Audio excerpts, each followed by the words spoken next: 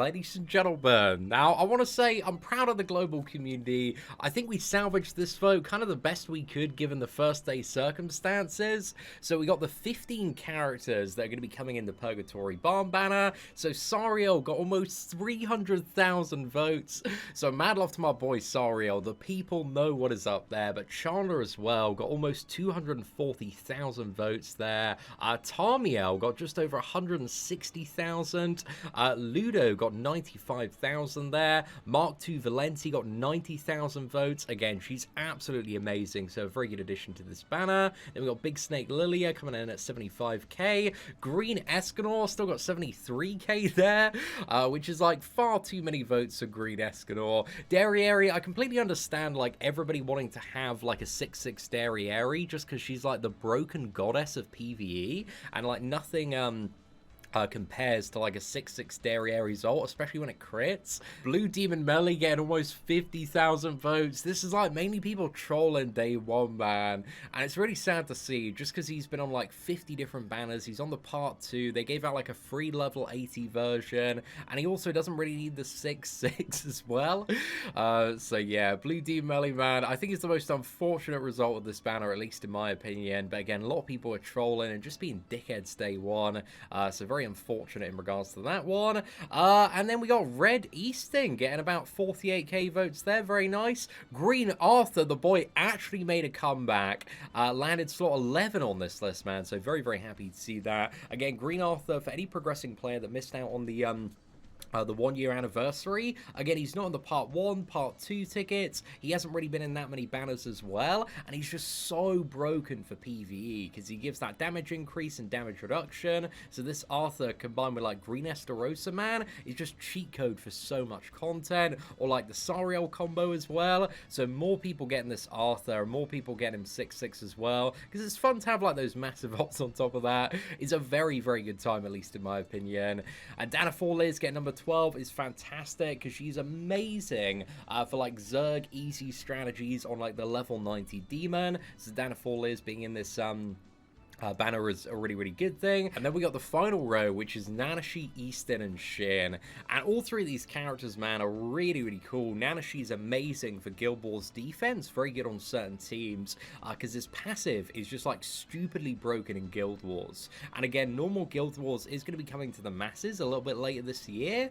Plus, on top of that, there are certain PvP teams and combos. I think some stuff that we can play around with, maybe in the Purgatory Ban meta, that make Nanashi's passive really, really interesting, because if people are trying to like cleave a team, again, the buffs are going to be on at least like 1 or 2 members, and this means like Purgatory Ban's going to be alt drained if he decides to go for the cleave. So yeah, some really cool stuff you can do there. Plus as well, Nanashi does have a drain on top of that, so while he's not like the highest combat class character, again, his passive and utility in the right scenario can be like massively, massively clutch. And then Easton is amazing for all sorts of like crit strategies. We've seen her used in like top scoring final boss teams with like Red Darieri crit, and also for certain guild bosses as well. So again, a very nice character to have, but also very good in certain scenarios to have 6/6, because a lot of strategies involving Blue Easton actually do rely on her ultimate to like push damage at some point.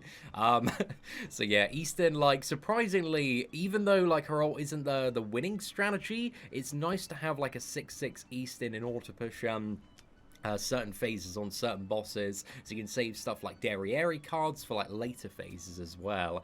So yeah, surprisingly, Easton is actually a really, really good character to pick up there. And then Shin is just like broken for farming, man. He's such a good farming character, such a good AoE character. Where there are multiple targets, this man just goes absolutely ham.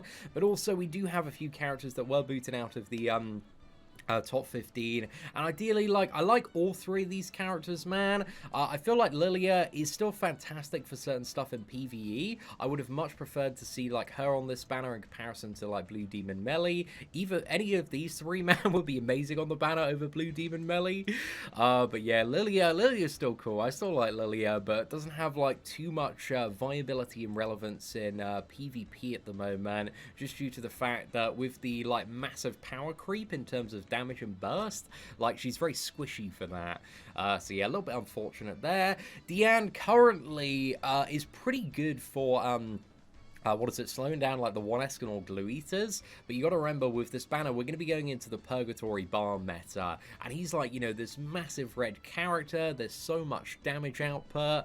He's hitting everybody as well, so like Tang Dian doesn't really like slow him down at all, because he's not a single target character. He's a cleave character, so it doesn't really matter if she's got her torn up, and she's like doing nothing to Ban as well.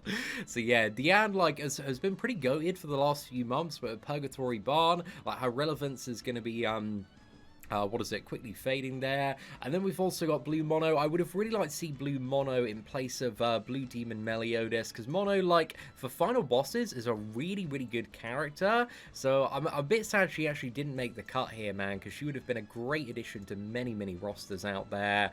But yeah, there wasn't just any love for Blue Mono on Global, it seems. So she actually made the banner on the Japanese and KR version. So yeah, I think, like, out of these three characters, I'm most sad that Blue Mono didn't make it into the top 15, but again, we had like far too many people that were just like outright trolling on the first day and just voting for like Blue Demon Melee. And I think overall, especially for like free-to-play players who have to be very conservative in terms of like what banners they summon on, yeah, Blue Mono would have just been so much better than Blue Demon Melee in comparison, because he's so common. So if the devs want to be actually goated and like swap those two characters around, that'd be amazing. But I think as well, they've got to respect the community vote, even though we do know that people are trolling, putting out like campaigns to vote for like Escanor and Blue Demon Melee and just like stupid stuff like that. But I think, you know, since the first day, we turned around this banner to make it better. So that is a really, really good thing. Didn't turn out perfect, man. You know, we had an opportunity to make it perfect on Global, but just some people wanted to ruin the party for everybody. But I think we salvaged it kind of the best we could given the time frame there. So yeah, overall, man, this banner's still crazy. Like, having these 15 characters, plus as well, you've got just to show you here, Purgatory Ban, the one Escanor, Lost Fame Meliodas, Vest King. So the lineup on this banner is the best banner in the entire game. It is absolutely ridiculous, man. I've really held off on like recording Purgatory Ban videos on the KR and JP versions, just because I find like whenever I go to record a PvP video on those versions, the player base is such a small fraction of what it is on Global that like 80% at least of the matches are bot matches. And it's like very difficult and very annoying to record PvP videos when like you go into a match and it's like clearly a bot and they're like misplaying and you're like, this just isn't you know, interesting video content. So I wanted to wait until the release of Purgatory Ban on Global to actually start doing some PvP videos, both playing around with Ban himself, but also counters as well, because where the global player base is so much bigger and more active in comparison, again, we can actually do some really fun videos countering Purgatory Ban, and I've got like all these crazy ideas that I've noted down for potentially interesting counter teams that I haven't really seen explored on the KR version or JP version yet. So yeah, I'm really, really interested and very excited for like next week. This week like is looking a little bit dead. We've got a the Tower of Disaster coming, and also the Hawk picnic event as well. I was having a look on the forums this morning.